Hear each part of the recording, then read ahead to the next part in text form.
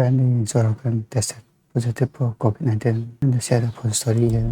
More breaking news this evening. Joe Rogan, an extremely popular podcaster. Rogan announces yes, COVID presence was dewormer ivermectin. Announced on social media today that he has COVID. Rogan has said young, healthy people don't need to get vaccinated. In his statement on social media, Rogan said he has taken several... Did he actually said that he just pointed out that young people had prevention from COVID-19 vaccines. Therapeutics to recover. Turns out I got COVID.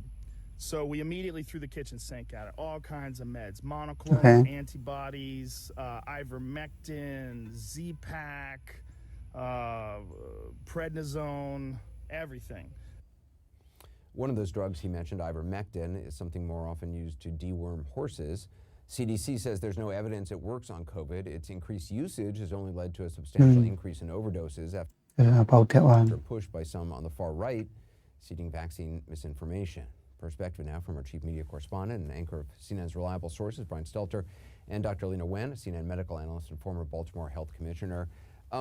Brian, this is obviously someone who has said on his podcast that healthy young people probably don't need to get vaccinations. What's he saying about? Probably not. I thought he said Rogan said everyone should not get vaccinated. Yeah, and he is one of the most influential figures in all of media, especially among young men. He has a podcasting deal with Spotify worth $100 million. But in the past, he has downplayed the vaccine. And in this case, he seems to have admitted he has COVID because it's hurting him in the pocketbook. He had to postpone or reschedule one of his upcoming stage shows. So you'd think the economic consequences might get people's attention and make people think, make his fans think differently about the threat of COVID. But he's trying to portray this as if he is feeling better now, he's doing better now because of this cocktail of drugs and medications that he has taken. Of course, some of these are under emergency use authorization. Yes. Others have been, discouraged by the CDC and the FDA. But when you have a horse deworming medication that's discouraged by the government, that actually causes some people in this crazed environment we're in to actually want to try it. That's the upside down world we're in with figures like I don't think he said people should try. So, Dr. Wen, ivermectin apparently given to deworm animals.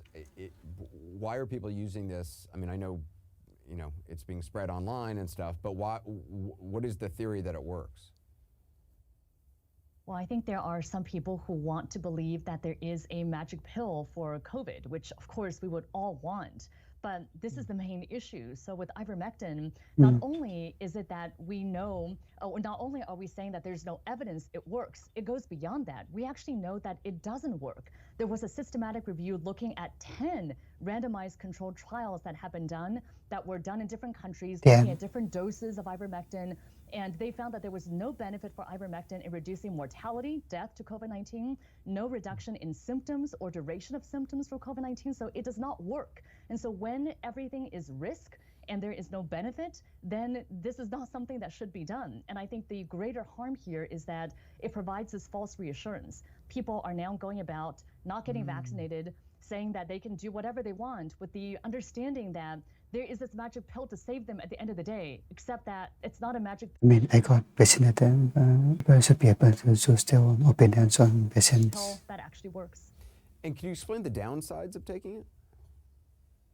Downsides? Well, every medication has side effects. And in this case, especially because people are using generalizing again. Doses that are totally inappropriate. I mean, ivermectin is used in humans for things like parasites and scabies, but those are at low doses. When people are taking them in the very high doses as given high doses. I think Rogan mentioned about high doses or low doses. for livestock, for horses, for example, then they could get nausea, vomiting, diarrhea, severe There's a lot of misinformation going on. rash, extremely low blood pressure, and permanent liver damage. You could also die from overdoses of ivermectin. And I hope that people realize this and It's about the overdose. heed the advice of public health experts rather than Joe Rogan. Dr. Lena Wen, Brian Stelter, appreciate it. This got confusing really quickly. Why they all ran up on Rogan. He just merely mentioned the ivermectin. I think he told people that people should take it in the video there.